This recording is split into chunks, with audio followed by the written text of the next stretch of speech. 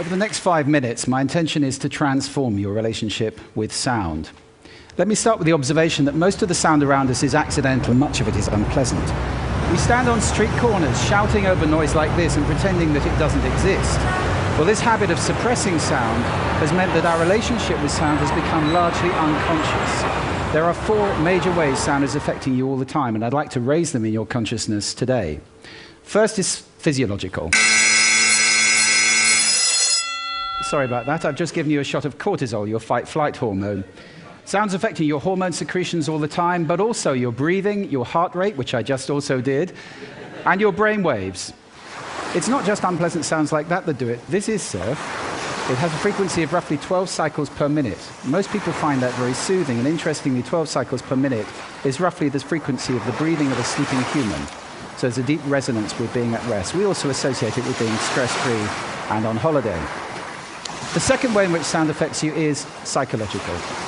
Music is the most powerful form of sound that we know that affects our emotional state.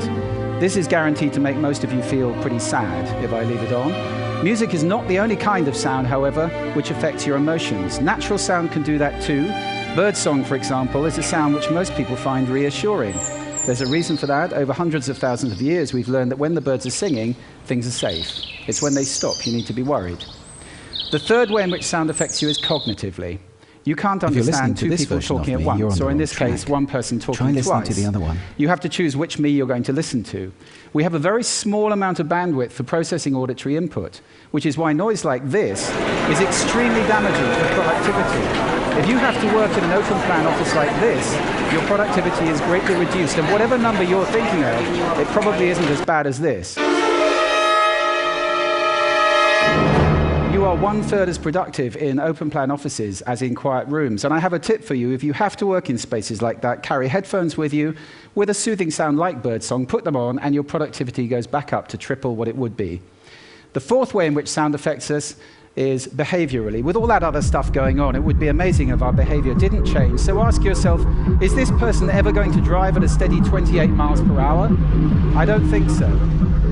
At the simplest, you move away from unpleasant sound and towards pleasant sound. So if I were to play this, for more than a few seconds, you feel uncomfortable. For more than a few minutes, you'd be leaving the room in droves. For people who can't get away from noise like that, it's extremely damaging for their health. And that's not the only thing that bad sound damages. Most retail sound is inappropriate and accidental and even hostile, and it has a dramatic effect on sales. For those of you who are retailers, you may want to look away before I show this slide. They're losing up to 30% of their business, with people leaving shops faster or just turning around on the door. We all have done it, and leaving the area because the sound in there is so dreadful. I want to spend just a moment talking about the model that we've developed, which allows us to start at the top and look at the drivers of sound, analyze the soundscape, and then predict the 4 outcomes I've just talked about, or start at the bottom and say what outcomes do we want, and then design a soundscape to have a desired effect. At last, we've got some science we can apply, and we're in the business of designing soundscapes. Just a word on music. Music is the most powerful sound there is, often inappropriately deployed. It's powerful for 2 reasons. You recognize it fast and you associate it very powerfully. I'll give you 2 examples. Most of you recognize that immediately. The younger, maybe not. And most of you associate that with something. Now, those are 1-second samples of music. Music is very powerful, and unfortunately, it's veneering commercial spaces, often inappropriately. I hope that's going to change over the next few years.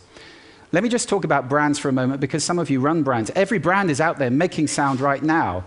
There are 8 expressions of a brand in sound. They're all important, and every brand needs to have guidelines at the center. I'm glad to say that is starting to happen now. You all recognize that one. This is the most played tune in the world today. 1.8 billion times a day, that tune is played, and it cost Nokia absolutely nothing. Just leave you with 4 golden rules for those of you who run businesses for commercial sound. First, make it congruent, pointing in the same direction as your visual communication. That increases impact by over 1,100%. If your sound is pointing in the opposite direction, incongruent, you reduce impact by 86%. That's an order of magnitude up or down. This is important. Secondly, make it appropriate to the situation. Thirdly, make it valuable. Give people something with the sound. Don't just bombard them with stuff. And finally, test it again. Sound is complex. There are many countervailing influences. It can be a bit like a bowl of spaghetti. Sometimes you have to just eat it and see what happens. So I hope this talk has raised sound in your consciousness. If you're listening consciously, you can take control of the sound around you. It's good for your health. It's good for your productivity. If we all do that, we move to a state that I like to think will be sound living in the world. I'm going to leave you with a little bit more birdsong. I recommend at least 5 minutes a day, but there is no maximum dose. Thank you for lending me your ears today. Thank you.